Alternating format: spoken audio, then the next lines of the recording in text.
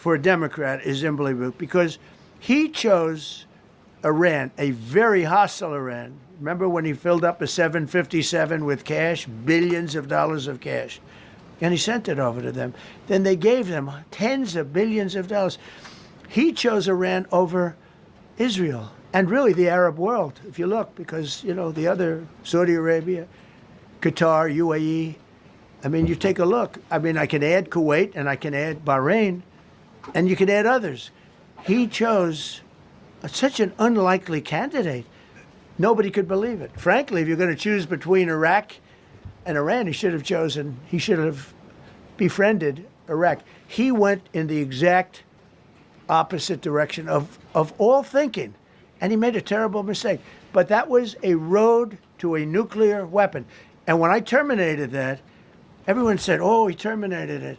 It was one of the best things we ever did because he had a road to a nuclear weapon. And it was a very short-term deal. You know, countries don't do 10-year deals. Countries do hundreds of years. You don't do a 10-year deal. For a country, you need, this isn't, you're a landlord and you're renting a store on a certain street and you give somebody a 5-year or 10-year lease. This is a country. It was a short-term deal. It was ready to expire.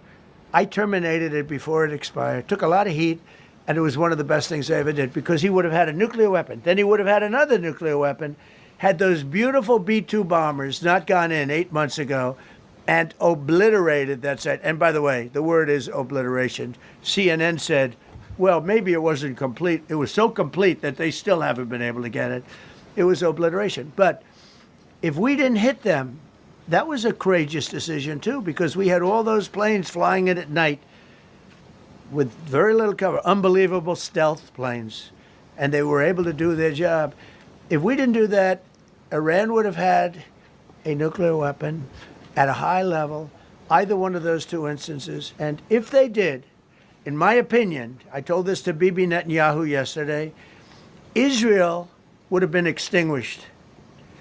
Large portions of the Middle East would have been extinguished, whether it's Saudi Arabia, Qatar, UAE, or others.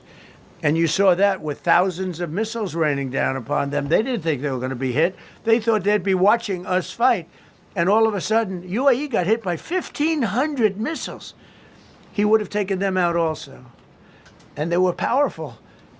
If I didn't come along and terminate the Obama deal, which was terrible, the Iran nuclear deal was a road to a nuclear weapon, a big one, unlimited, legally.